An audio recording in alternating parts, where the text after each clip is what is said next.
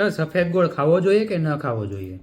મારા મત અનુસાર સફેદ ખાંડ અને સફેદ ગોળ બે એક સમાન છે, કારણ કે ગોળનું સેવન લોકો ક્યારે કરતા હોય? ખાંડની અવેજીમાં કરતા હોય છે. અને મોટાભાગની માતાઓ અને બહેનો એવું માને છે કે અમુક મીઠાઈ મિષ્ટાન સફેદ ગોળમાં બનાવીશું તો તે ખૂબ સારી બનશે અને તે સ્વાદિષ્ટ બનશે, પરંતુ એવું નથી.